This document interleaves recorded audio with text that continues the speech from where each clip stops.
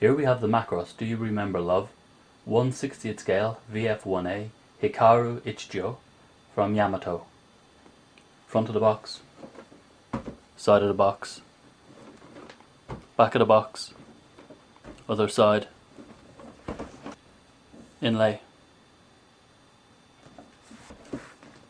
and the actual Valkyrie itself. So here we have the VF-1A out of the box. It comes with 4 missiles, 4 box missiles, a set of replacement hands, and the cannon. And of course, little Hikaru.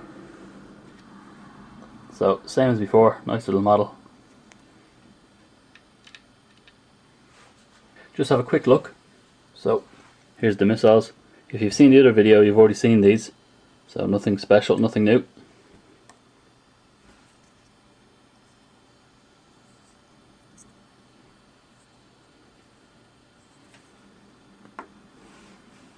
The hands, so you get a trigger hand for holding the gun, or a pointer, whichever way you want to use it, and a dynamic hand, or it could possibly be a salute.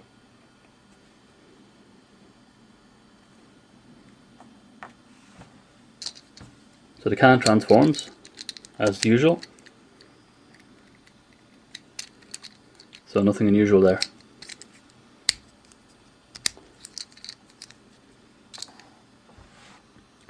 While the Valkyrie comes with most of the important decals already printed onto the plastic, there are options to customize further with this sticker sheet.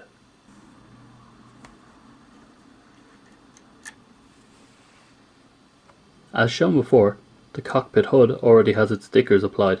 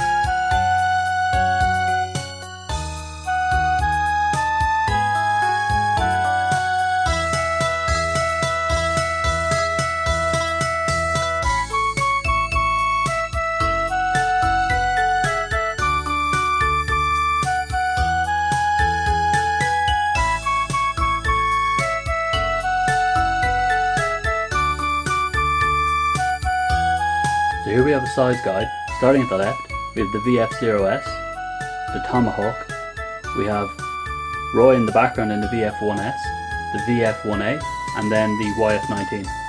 Here we have Bandai's 1/55th scale, Origin of Valkyrie, VF-1A, and Yamato's VF-1A. Now this Valkyrie is pretty much identical to the VF-1S, except for the colour scheme. So again, it's nice and solid, nothing rattles or shakes. So, good sturdy construction. So if you've seen one, you've seen them all. The only thing different now is obviously the colours. The markings are the same, just about.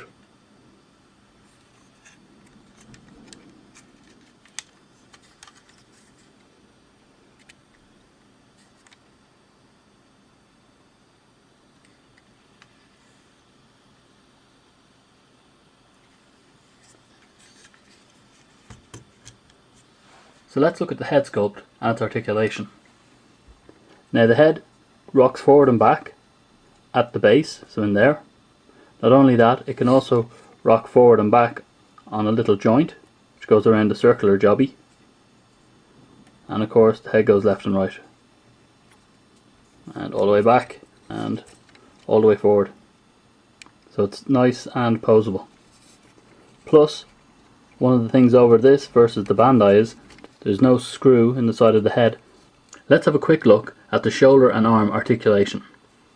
There's a guard first on the shoulder which moves around, so it pushes in and pulls up, and it generally is movable. This is to allow the ball joint underneath great articulation. So if I push down the shoulder pad, the arm can only come up to about here, but if I move the shoulder pad around, there's an extra little bit now available for it to raise up even higher, as so. In addition to this, the actual connection to the chest, because of the way it works, is hinged, so you can get a bit of forward and back. Of course the arm does a 360. Now, if we go down further, it can spin just underneath the shoulder, and we have 2 points of bending on the arm, so it bends just there and actually in here for a fair bit, which is very good. Again, it's the usual leg articulation. It's on a little ball joint there, so it spins around. It also moves forward here, so the usual, mostly for gear walk. You have the second one here, so the knee can bend, that's as far as back as it'll go. You can also twist it just above the knee, and then you've the feet articulation, which is the same as well. So for the different modes, whether it's in gear walk mode or ordinary foot. There's also a slight bit of lateral movement on it.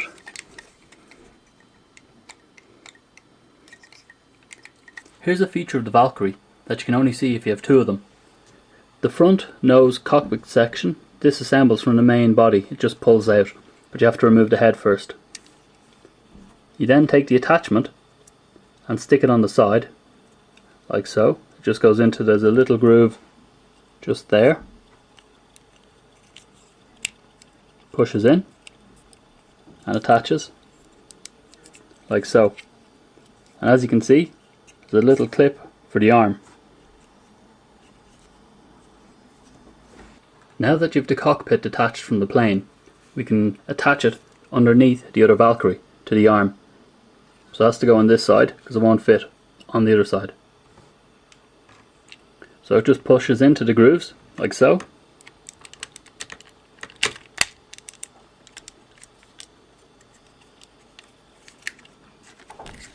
And there you go.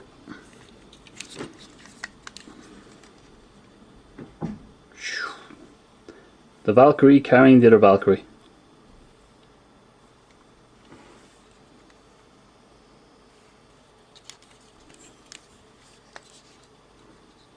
So here we have the cockpit attached in gear walk mode.